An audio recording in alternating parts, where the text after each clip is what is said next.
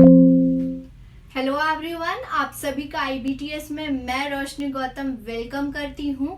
तो student, Himachal Pradesh budget out हो चुका है 2024। तो एग्जाम पॉइंट ऑफ व्यू के लिए बहुत इंपॉर्टेंट है। तो आज हम पार्ट 1 करेंगे। ऐसे ही बहुत सिंपल लैंग्वेज में मैं डिकोड करूंगी, सारे पार्ट्स को कवर करेंगे student, A to Z cover करूंगी कि इससे कोई भी अगर एग्जामिनर आपसे क्वेश्चन पूछता है, सवाल पूछता है, तो आपके आंखों से ये बच के नहीं जाना चाहिए। तो स्टूडेंट, चैनल पर नए हैं तो चैनल को सब्सक्राइब कर दीजिएगा, बेल आइकन दबा दीजिएगा, क्योंकि सारे पार्ट्स आपको कहां पर मिलेंगे? सिर्फ आईबीटीएस यूट्यूब चैनल पर। तो चलिए स्टूडेंट, अभी हम देखेंगे हिमाचल प्रदेश 2024 को बजट को डिकोड करेंगे। तो यहाँ पर बहुत सारे इंपॉर्टेंट टर्म्स होंगे जो कि मैं मान के चलती हूँ कि आपको आते होंगे, क्योंकि अगर आपको बजट स्टैटिक नहीं आता है तो बजट समझना थोड़ा सा मुश्किल हो जाता है। लेकिन फिर भी मैं आपको सिंपल एज इसको डिकोड करके बताऊंगी। तो चलिए स्टूडेंट, स्टार्ट करते हैं। तो बात करें हिमाचल बजट जो है, साइज उसका कितना है? तो 58,444 करोड़ का क्या है? बजट है हिमाचल प्रदेश। तो इतना एक्सपेंडिचर या फिर इतना पैसा, मतलब टोटल इसमें पैसा आता भी है और पैसा खर्चा होता भी है। टोटल यहाँ पर जो बजट प्रपोज किया गया है वो क्या है? 58,444 करोड़ का। तो थोड़ा सा अगर हम देखें तो गवर्नमेंट बजट, तो सरकार मतलब कि हिमाचल का ये है जिसमें रेवेन्यू भी है और कैपिटल भी है। स्टूडेंट ध्यान दीजिए, रेवेन्यू क्या होता है? डेली का खर्चा, day to day expenditure. Expenditure मतलब होता है खर्चा, और रिसिट्स मतलब होता है पैसा आना। सरकार के पास पैसा कहाँ से आता है या फिर खर्चा कहाँ से करती हैं? तो रिसिट्स देखिए, रेवेन्यू क्या होता है? डेली पैसा कहाँ से आता है? या तो टैक्स से आता है या तो नॉन टैक्स से आता है। डेली खर्चा कहाँ करती है सरकार? पेंशन देती हैं, सब्सिडी देती हैं। ओके, तो ये रेवेन्यू एक्सपेंडिचर होता है। लेकिन डेली लॉन्ग टर्म के लिए भी तो करती है, डेली तो करती ही है, लॉन्ग टर्म के लिए करती है। यस, जहां पर कैपिटल फॉर्मेशन होता है, जहां पर एसेट क्रिएट होती है, राइट, लॉन्ग टर्म के लिए, तो वो कैपिटल रिसिट्स मतलब सरकार के पास पैसा आता है डेली लॉन्ग टर्म के लिए, या तो लोन लेती हैं या तो डिसइन्वेस्टमेंट करती हैं। तो यहाँ पर राज्य सरकार कम डिसइन्वेस्टमेंट करती हैं देखा जाए तो, लेकिन केंद्र सरकार ज्यादा डिसइन्वेस्टमेंट करती है। तो यहाँ पर डिसइन्वेस्टमेंट करके पैसा आता है लॉन्ग टर्म, कैपिटल को बेच करके। ओके, कैपिटल एक्सपेंडिचर जो रोड होती है, रेलवेज होती है, मतलब लॉन्ग टर्म के लिए जब एक्सपेंडिचर किया जाता है तो उसको बोलते हैं कैपिटल। थोड़ा थोड़ा मोटा मोटा आपको समझ आ गया, तो यहाँ पर देखेंगे जो कि आपको समझ आएगा। तो देखिए यहाँ पर टोटल बजट साइज जो कि हिमाचल प्रदेश का इतना है। यहाँ पर ड्यूरिंग 23-24 ये क्या है? ये इसको बोलते हैं फाइनेंशियल ईयर, जो कि 1 अप्रैल से स्टार्ट होता है और 31 मार्च तक होता है। तो 2023 का अप्रैल और 2024 का मार्च, ये पूरा का देखे तो इसको क्या बोलते हैं? Financial year.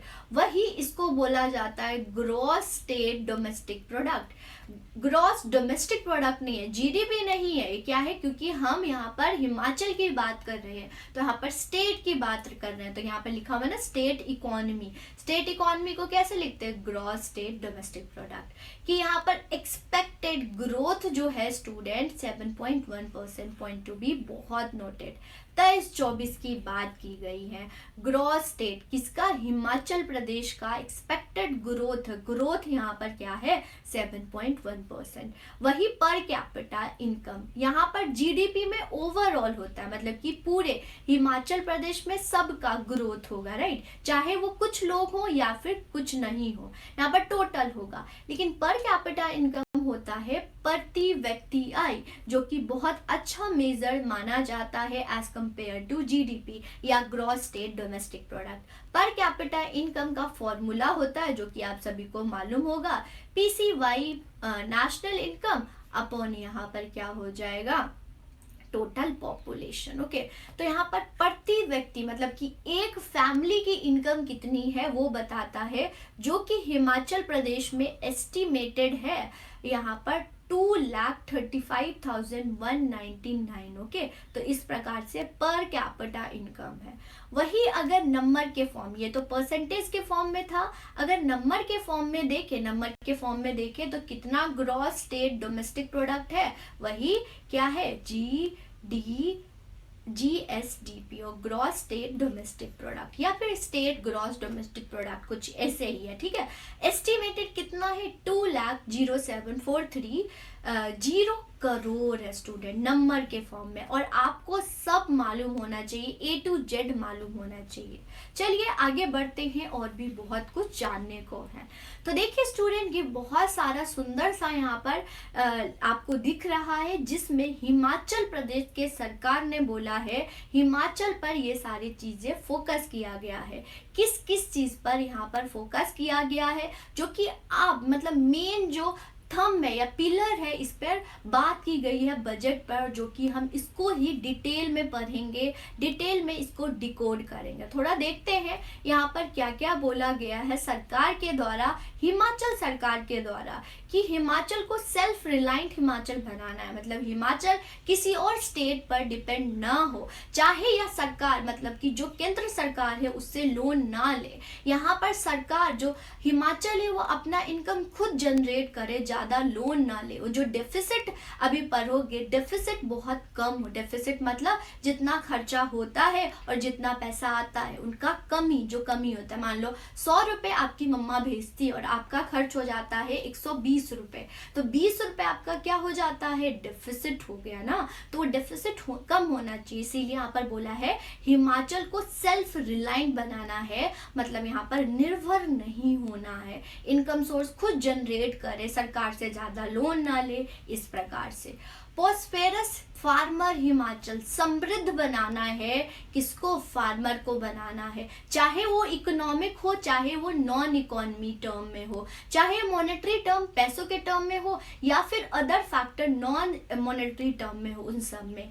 फिर ग्रीन और क्लीन पर बहुत ज्यादा फोकस किया गया है, चाहे वो एग्रीकल्चर हो स्टूडेंट, और चाहे आपका एनर्जी सोर्स हो। तो यहाँ पर इलेक्ट्रिसिटी स्टेट हिमाचल बनाना है, जिसपे सोलर पर बहुत ज्यादा फोकस किया गया है। यहाँ पर हम देखेंगे टूरिस्ट स्टेट हिमाचल, आपको पता है main source of income tourist का है ये हिमाचल में, तो यहाँ पर टूरिस्ट डेस्टिनेशन बहुत ज्यादा फोकस किया गया है। नए डेस्टिनेशन बनाए जाएंगे, जो एग्जिस्टिंग है उसको ग्रोथ डेवलपमेंट किया जाएगा, ये बोला गया है।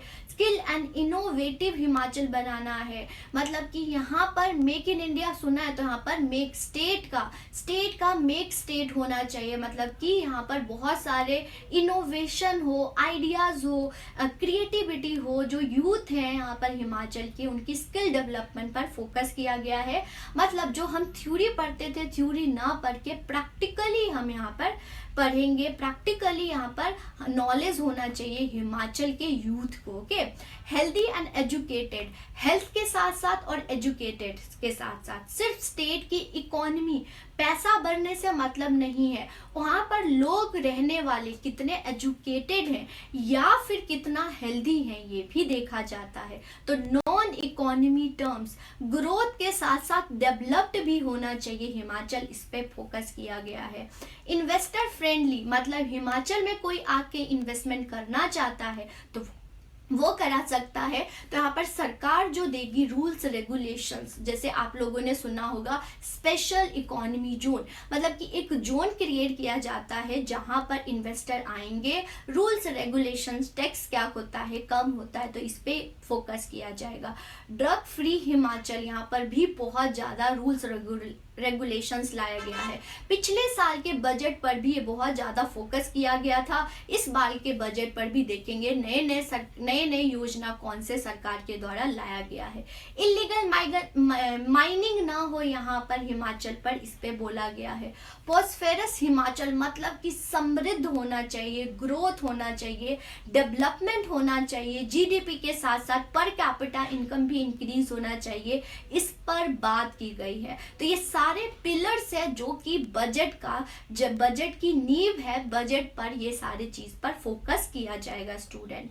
चलिए बात करते हैं अब यहाँ पर एक्सपेंडिचर, सेक्टर वाइज कहाँ कहाँ एक्सपेंडिचर हुआ है इस पर बोला गया है, जो कि एग्जाम पॉइंट ऑफ व्यू से भी इम्पोर्टेंट है। और बीइंग अ हिमाचल लोग हैं, उनको पता होना चाहिए कि उनके सरकार कहाँ कहाँ पर किस किस चीज़ पे खर्चा कर रहे हैं। तो बहुत इंपॉर्टेंट है ये स्लाइड।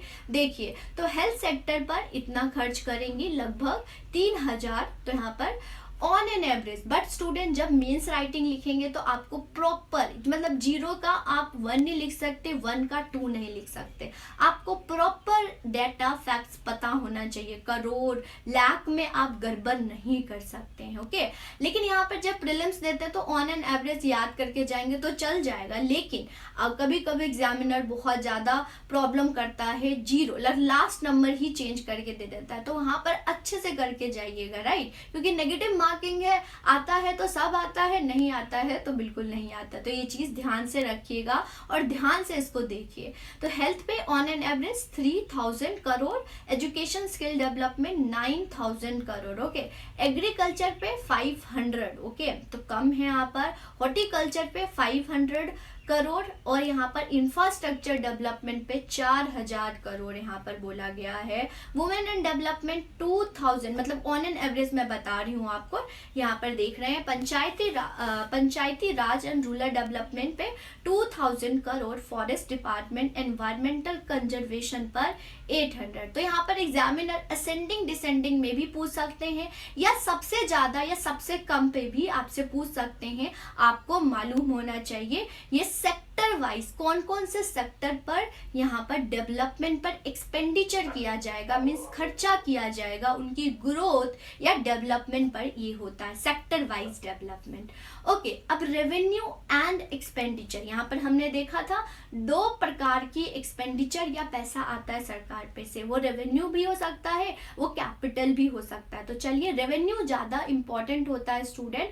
क्योंकि किसी भी गवर्नमेंट या किसी भी देश की जब दिन टू दिन, मतलब डे टू डे भी एक्सपेंडिचर लोन लेके किया जा रहा है, तो वो सरकार क्या है, अच्छा नहीं कर रहा है। अब पाकिस्तान देखिए, एग्जाम्पल के तौर पर लेते हैं, पाकिस्तान अपना डेली का खर्चा लोन लेके ले रहा है, तो उसकी कितनी बदतर हालत होगी। आप इंडिविजुअल लेवल पर भी देख सकते हैं, आप इंडिविजुअल मतलब कि डेली आप रोटी, अपने बेसिक नीड्स भी लोन लेके कर रहे हैं, तो आपका जीने का क्या मतलब है। तो इसी प्रकार से रेवेन्यू बहुत इंपॉर्टेंट होता है, और रेवेन्यू जो होना चाहिए स्टूडेंट, वो 0 होना चाहिए। इट मीन्स ये सरप्लस में होना चाहिए, आपका डेली का खर्चा सरप्लस में होना चाहिए, मतलब डेली का इनकम ज्यादा आना चाहिए और डेली का खर्चा कम होना चाहिए। ये बहुत इंपॉर्टेंट हो जाता है। चलिए, तो देखते हैं यहाँ पर बहुत इंटरेस्टिंग चीजें हैं, देखिएगा, ध्यान से समझिएगा। तो यहाँ पर फाइनेंशियल ईयर पे गौर करना है, कौन सा पूछा गया है। तो फाइनेंशियल ईयर 23-24 है स्टूडेंट,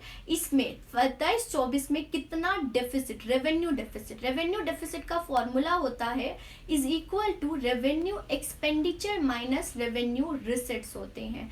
मीन्स कि आपका डेली का खर्चा कितना है, 100 रुपए, और आपका डेली का पैसा कहाँ से आ रहा है, 80 रुपीज, तो 20 रुपीज का डेफिसिट हो गया, राइट। हमने स्टार्टिंग में पढ़ा, तो 20 रुपीज का डेफिसिट कितना है, 23-24 का बोला गया है, ओके।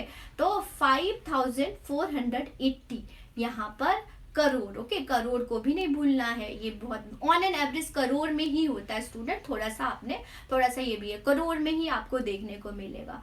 वही 24-25 की देखे स्टूडेंट, तो टोटल रेवेन्यू रिसिट्स मतलब कि टैक्स नॉन टैक्स से पैसा आ रहा है इतना करोड़, ओके।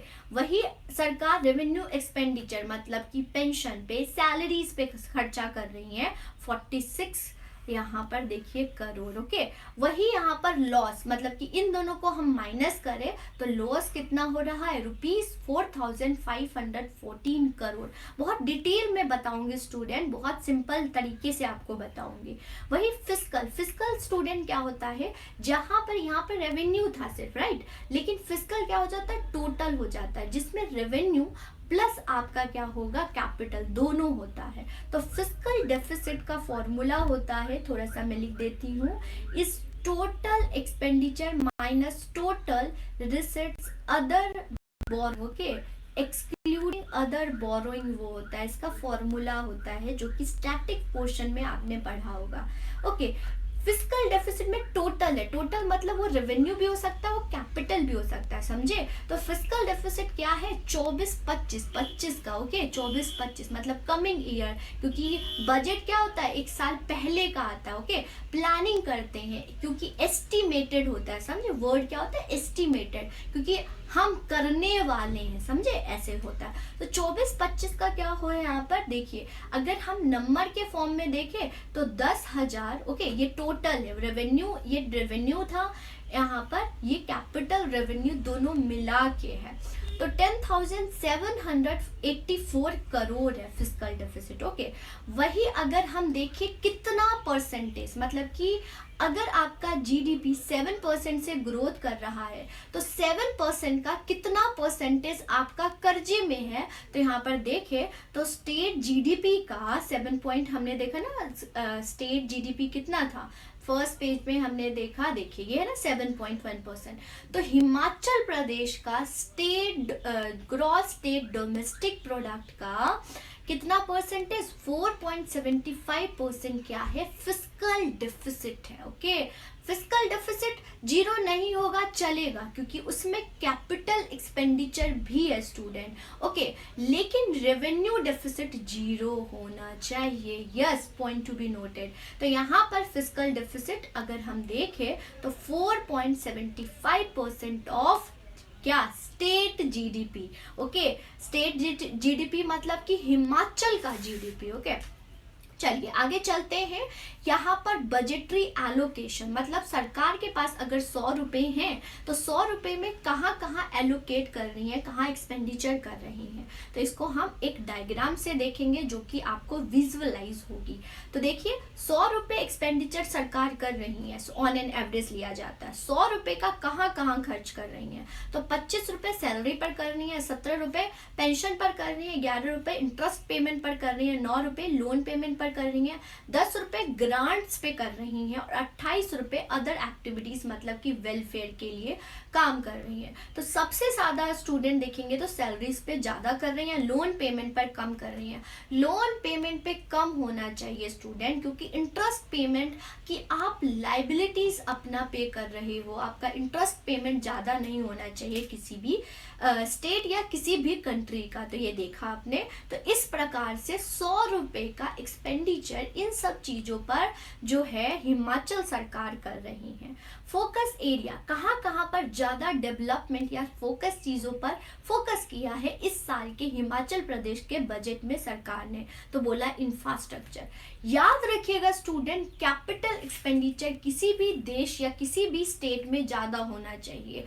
जब भी बजट आए ना तो देखिए उस सरकार ने कितना कैपिटल एक्सपेंडिचर किया है। कैपिटल एक्सपेंडिचर होता है जैसे रोड्स रेलवेज पर इन्वेस्टमेंट कर रहे हैं तो इंफ्रास्ट्रक्चर डेवलपमेंट, एजुकेशन, आपने स्लोगन सुना होगा ना कि पढ़ेगा तभी तो बढ़ेगा इंडिया, तो उसी प्रकार से एजुकेशन पर, हेल्थ केयर, ओके। तो याद रखिएगा किसी भी कंट्री और किसी भी स्टेट की जब डेवलपमेंट तब होगी जब उसका ह्यूमन रिसोर्स डेवलप्ड हो। ह्यूमन रिसोर्स कब डेवलप्ड होगा, जब उसका एजुकेशन अच्छा होगा और जब उसका हेल्थ केयर अच्छा होगा। तो एजुकेशन के साथ साथ हेल्थ केयर और सोशल वेलफेयर पर फोकस किया गया है।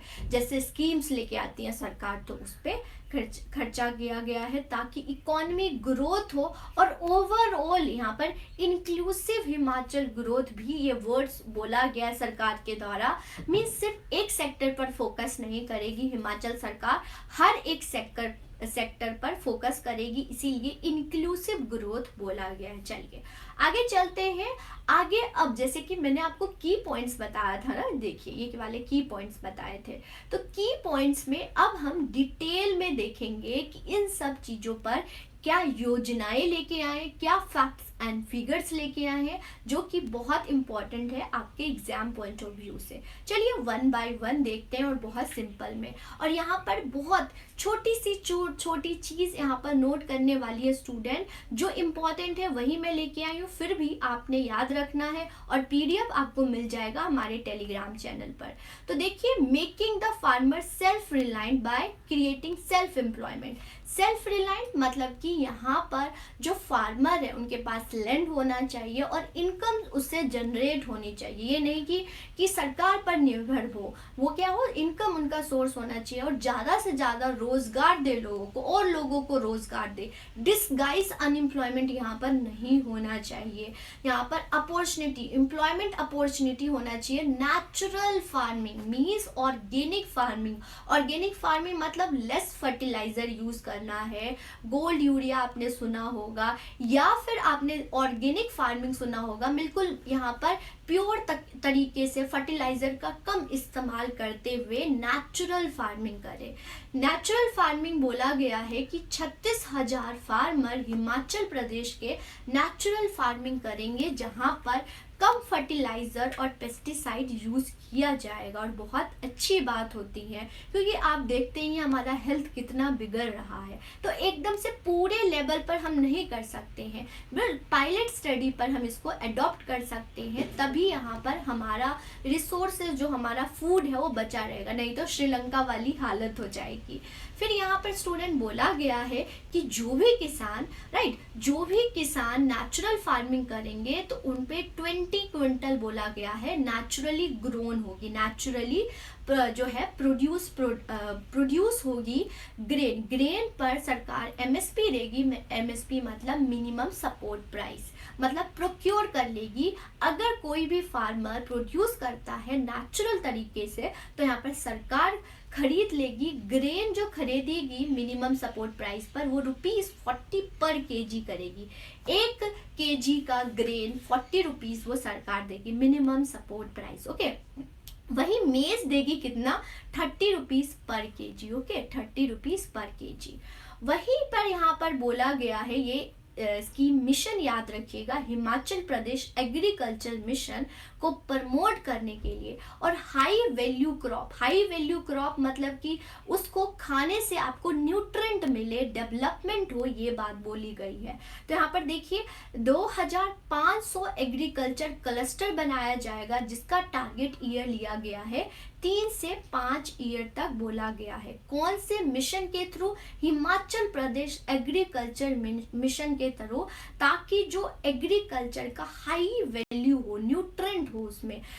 यहाँ पर देखिए डिटेल एक्शन प्लान मतलब स्ट्रैटेजिक प्रोग्राम्स एंड प्लान्स बनाए जाएंगे ताकि जो मोटे ग्रेन्स होते हैं, जो मोटे अनाज होते हैं, मिलेट्स होते हैं, बेसिकली मिलेट्स होते हैं, उसको प्रमोट किया जाए। जैसे कि आपको पता ही है राज्य सरकार भी बहुत ज्यादा मिलेट पर एम्फसाइज करती है, फोकस करती है, तो वो कहाँ से होगा, राज्य सरकार से ही होगा। तो मिलेट को डेवलप करने के लिए यहाँ पर बात की गई है स्टूडेंट। चलिए आगे चलते हैं, बहुत इंपॉर्टेंट है। तो यहाँ पर देखिए ढगवार इन कांगड़ा, यहाँ पर ढगवार इन कांगड़ा में fully automatic milk product plant खुलवाया जाएगा। देखिए इस प्रकार से मिल्क प्रोड्यूस करना मतलब कि ऑटोमेटिक कैसे उसको बनाना है, पैकेजिंग कैसे करनी है और मिल्क से कैसे अदर मिल्क प्रोडक्ट बनाना है, कंपोजिट गुड्स कैसे बनाना है, इस पर बोला गया है। तो यहाँ फुल्ली ऑटोमेटिक बनाया जाएगा, इस तरह से प्लांट खुलवाए जाएंगे। बोला गया है न्यू मंडी खुलवाए जाएंगे, कहाँ, मेहंदगली और शिलारू में। ओके, मेहंदगली एंड शिलारू में शिमला में है, शिमला डिस्ट्रिक्ट में, ये 2 यहाँ पर खुलवाया जाएगा नए मंडी, ताकि लोग अपने प्रोडक्ट जो है, फार्मर बेसिकली अपने प्रोडक्ट जो नियरेस्ट मंडी में बेच सके। तो यहाँ पर जो ट्रांसपोर्टेशन कॉस्ट होता है वो कम हो जाए। या बदरोल जो है वो कुल्लू डिस्ट्रिक्ट में खुलवाया जाएगा। तो यहाँ पर तीनों शिमला डिस्ट्रिक्ट और कुल्लू डिस्ट्रिक्ट में ये सारी मंडीज खुलवाई जाएगी स्पॉट्स, ताकि जो फार्मर है अपने प्रोडक्ट्स को बेच सके।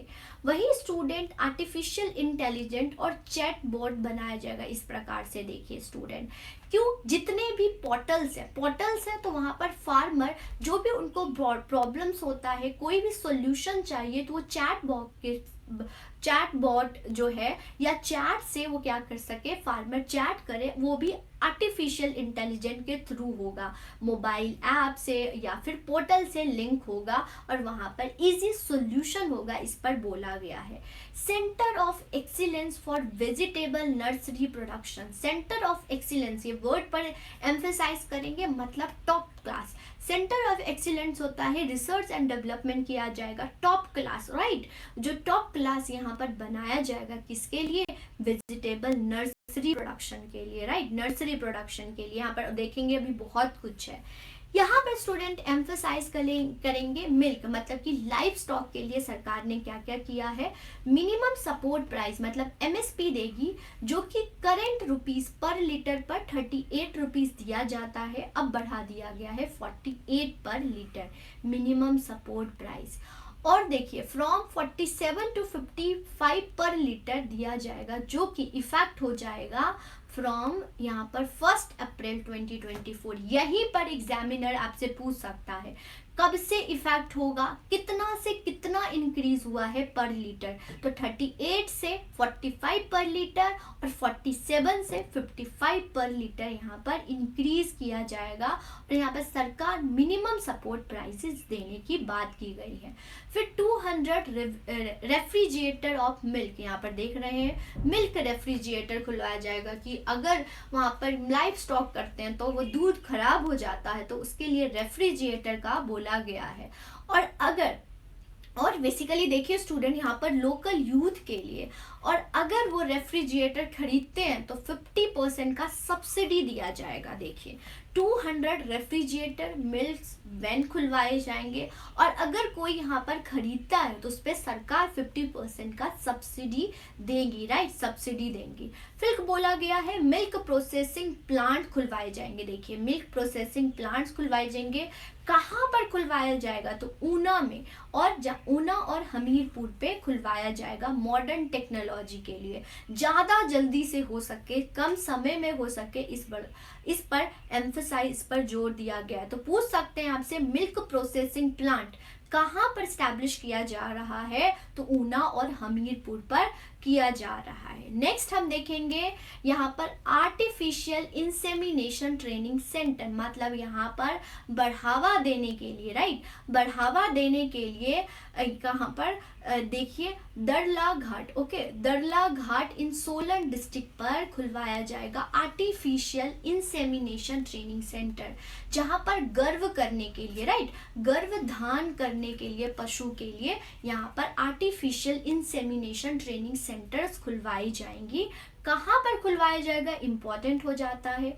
फिर बोला गया है भेड़ बकरी पालक प्रोत्साहन योजना, इंपॉर्टेंट हो गया स्कीम में।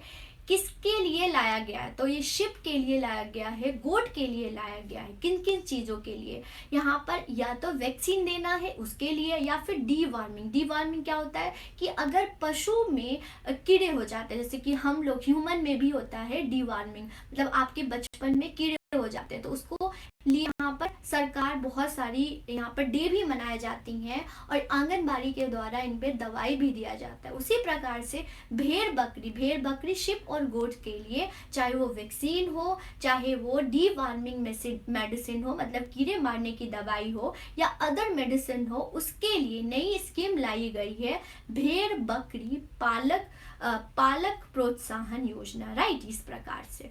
नेक्स्ट देखेंगे हॉर्टिकल्चर। हॉर्टिकल्चर क्या होता है, जहां पर फ्रूट्स एंड वेजिटेबल्स उगाए जाते हैं। तो आपको पता है सेब जो है, एप्पल जो है, बहुत ज़्यादा हिमाचल प्रदेश में उगाया जाता है। इसके प्रोक्योर करने के लिए सरकार ने क्या क्या किया है देख लेते हैं। Centre of excellent in horticulture, फिर से आ गया ये word. Centre of excellent means होता है top class, research and development करके, ओके। तो यहाँ पर बोला गया है 12 करोड़ का खर्चा किया जाएगा one stop resource centre, okay. तो सेंटर ऑफ एक्सीलेंस हॉर्टिकल्चर बनाया जाएगा, जो कि जिसका कॉस्ट बताया गया है 12,000 करोड़ खर्च, 12 करोड़ खर्चा किया जाएगा, जहां पर वन स्टॉप रिसोर्स सेंटर, मतलब कि एक केंद्र होगा जहां पर जितने भी प्रॉब्लम्स होंगे वहां से सॉल्यूशन होगा। डिफरेंट चीज़ों के लिए डिफरेंट सेंटर्स नहीं होंगे, एक सेंटर होगा, ये बोला गया है। और वो भी research and development top class का सेंटर बनाया जाएगा, किसके लिए, हॉर्टिकल्चर के लिए।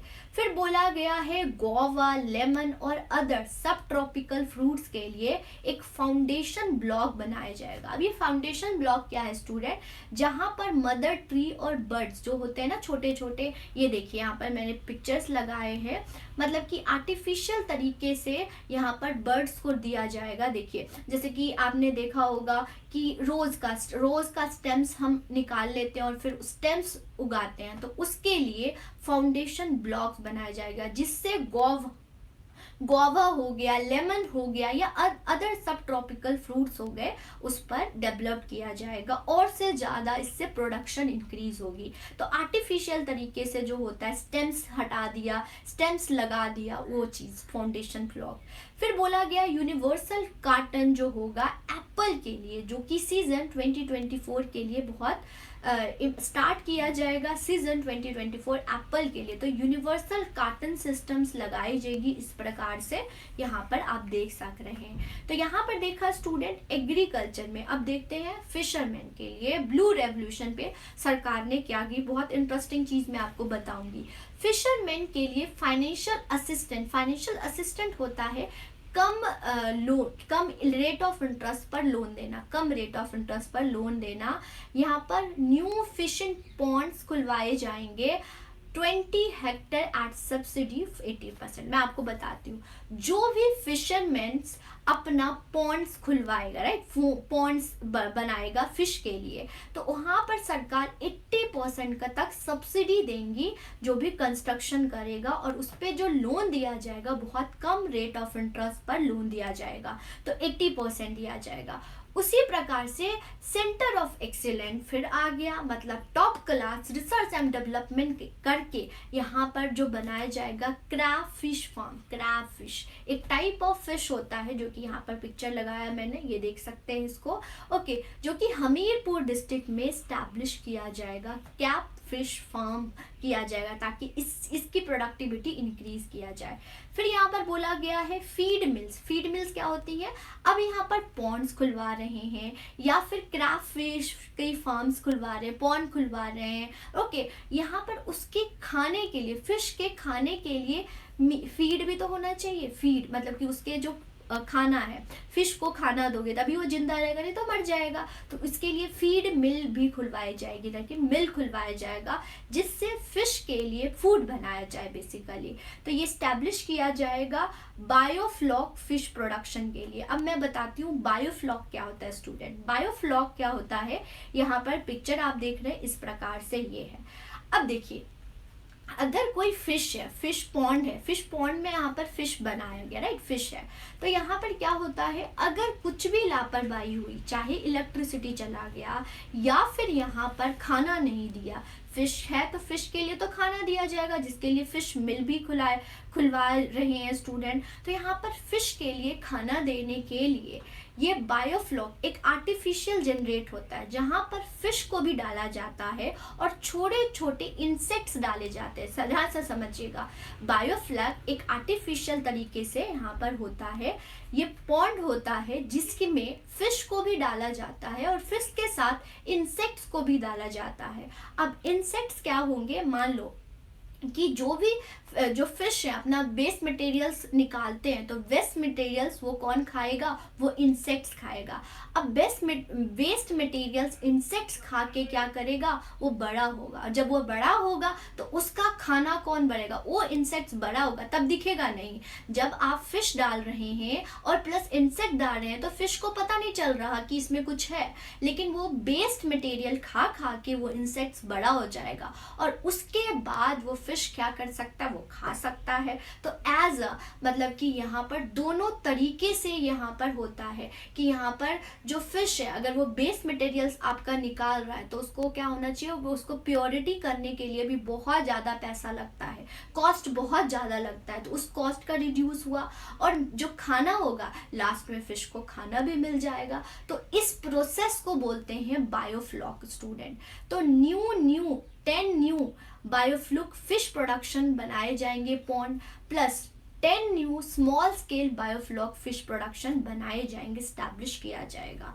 तो ये बहुत इंपॉर्टेंट है और आपको पता भी होना चाहिए बायोफ्लॉक फिश प्रोडक्शन होता कैसे। तो मैंने आपको बताया जहाँ पर इंसेक्ट्स के साथ फिश को भी डाला जाता है और फिर यहाँ पर आर्टिफिशियल तरीके से अपने आप ही चीज़ें होती हैं। यहाँ पर कॉस्ट रिड्यूस करने के लिए बेसिकली ये काम किया जाता है स्टूडेंट। तो यहाँ पर हमने एग्रीकल्चर में देखा, एग्रीकल्चर में चाहे वो फार्मर के लिए हो, चाहे वो यहाँ पर पशुपालन मतलब लाइफ स्टॉक के लिए, या फिर ब्लू रेवोल्यूशन पर बहुत ज़्यादा एम्फसाइज किया गया है स्टूडेंट। होप आप सभी को ये सब अच्छा लगा होगा। इस सेशन को हम नेक्स्ट कंटिन्यू करेंगे नेक्स्ट क्लास में। ओके, नेक्स्ट क्लास आप बने रहेंगे। चैनल पर नए होंगे तो सब्सक्राइब कर देंगे, क्योंकि यहीं पर और डिटेल में और अच्छे से डिकोड करूंगी पूरे बजट को, चाहे एग्जामिनर कैसे भी करे, आपके आंखों से ये सारे चीज़ बच के ना जाए स्टूडेंट। तो स्टूडेंट आप सभी को मैं बताना चाहूँगी IBTS पे कॉम्पिटिटिव एग्जाम की सारी कोर्सेज अवेलेबल है। आप कोई भी, चाहे वो HPS है, चाहे वो HP अलाइड है, चाहे आप नॉर्मल पटवारी एग्जाम या फिर टीचिंग एग्जाम की तैयारी करते हैं, यहाँ पर कोर्सेज अवेलेबल है। यहाँ पर बेसिकली स्टूडेंट ऑनलाइन ऑफलाइन दोनों अवेलेबल है। 1-to-1 डाउट सेशन होता है, बहुत फ्रेंडली यहाँ पर आपको पढ़ाया जाता है, बहुत आपको पूरे सिलेबस पूरा PYQs कराया जाता है, आपके लिए बहुत बेनिफिशियल होगा। यहाँ पर टीचर बहुत ज़्यादा कोऑपरेटिव है, आप देख सकते हैं, डेमो क्लास ले सकते हैं, पढ़ सकते हैं हमसे, और अपना जो भी कॉम्पिटिटिव एग्जाम, चाहे वो टीचर बनना चाहते हैं, चाहे आप ऑफिसर बनना चाहते हैं, आप अपना सफ़र हमारे साथ तय कर सकते हैं स्टूडेंट। तो यहाँ पर ये पर्टिकुलर नंबर है जिस पे आप अभी कॉल करें और जो भी आप तैयारी कर रहे हैं, काउंसलिंग कराएं, टीचर से मिले, राइट, आप डेमो लीजिए, डेमो वैसे अवेलेबल है स्टूडेंट, आप देख पा रहे हैं। और आज के लिए इतना ही, लेकिन बजट हम नेक्स्ट क्लास में कंटिन्यू करेंगे और नेक्स्ट क्लास में और भी देखेंगे कि यहाँ पर हिमाचल सरकार ने क्या क्या लेके आई हिमाचल के लिए, हिमाचल की ग्रोथ के लिए, हिमाचल की डेवलपमेंट के लिए। थैंक यू एवरीवन, बने रहे IBTS के साथ। Thank you.